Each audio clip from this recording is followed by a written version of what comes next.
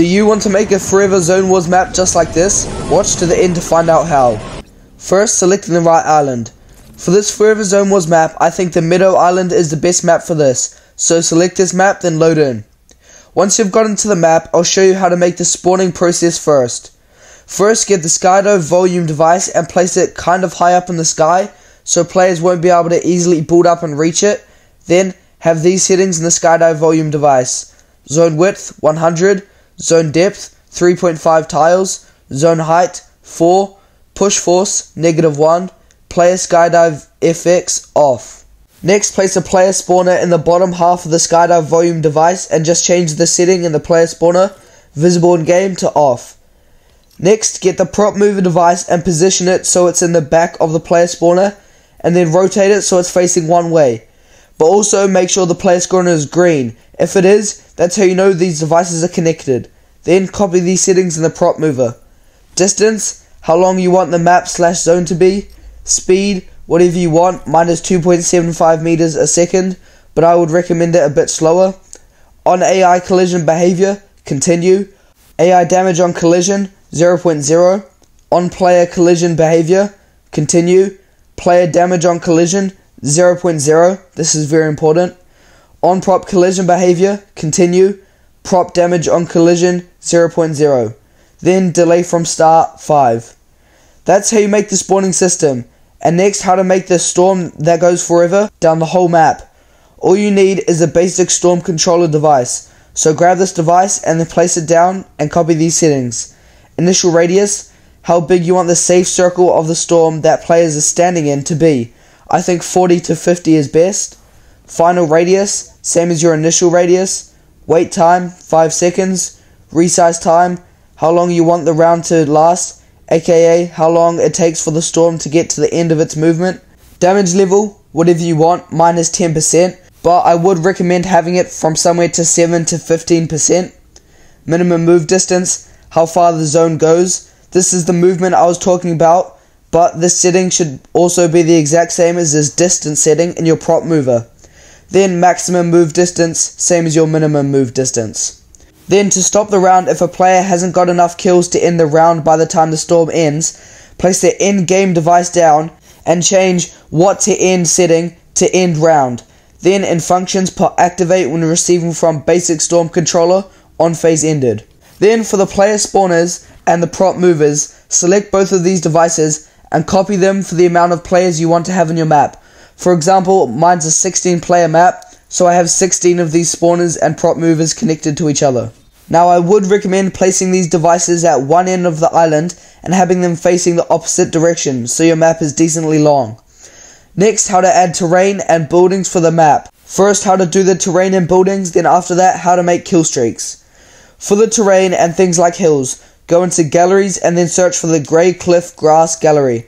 Then open it and get whatever pieces you want, for example, the hill pieces, and then place them down in your map. But before you place anything while doing terrain, make sure in your quick menu you have drops set to off, grid snap 32, and building as prop set to origin center. Then with these hill pieces, place them throughout your map, but make sure to keep it within the straight line that your storm's going through. And also, I wouldn't recommend having too much big hills, but I would say you should have some so players when they respawn they have some natural high ground to land onto. Then for things like trees and shrubs, just go into the nature section of the gallery tab and look at the things that you would like, then grab them and place them evenly throughout your map.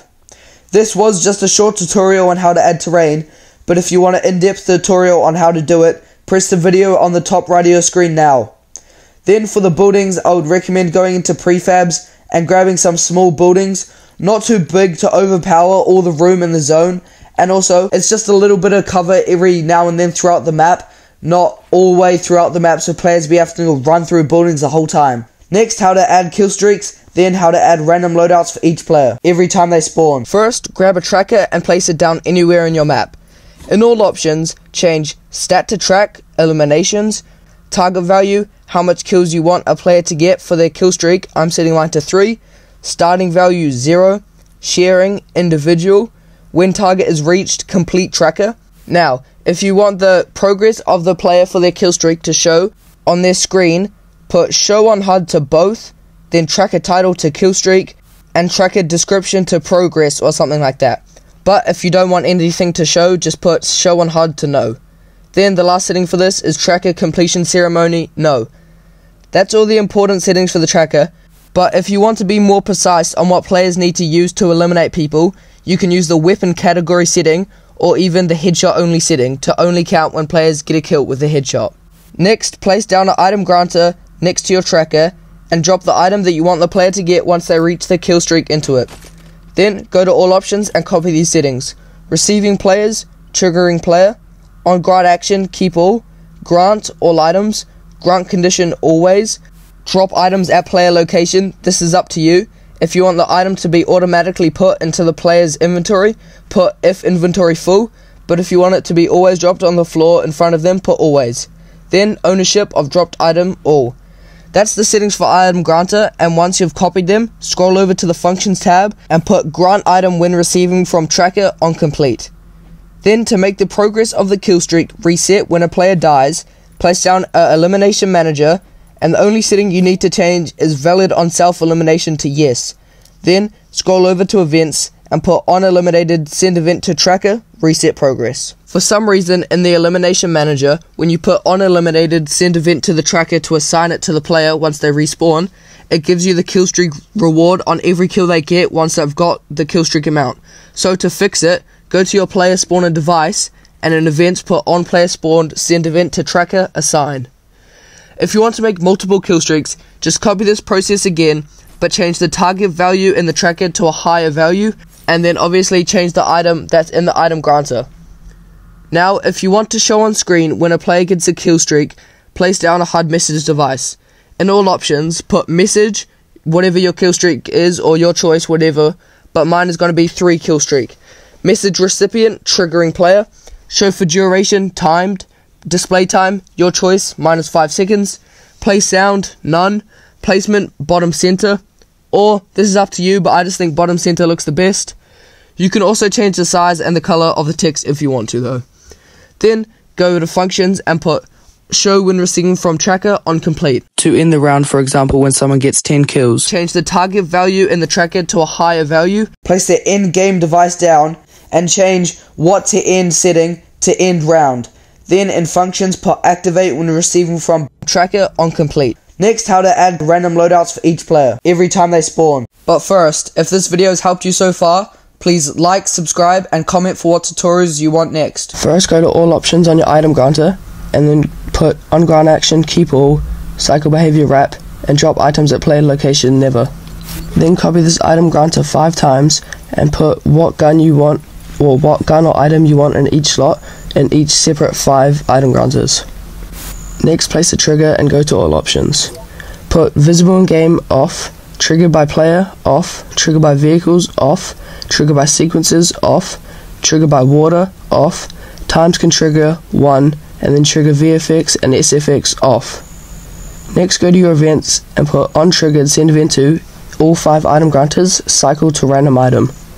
Then go to functions and put trigger when receiving from player spawner on player spawned. You have to put this for every single one of your player spawners, but a quick way to do this is copy one player spawner that you put this setting for, amount of times you want. So just say you have 16 player spawners, copy it 16 times, and this setting will automatically go over to the trigger, as you can see. Next up, the island settings. Max players, this is up to you, but mine is 16. Voice chat, all, total round, whatever you want, but I've just put 10. Time limit, none.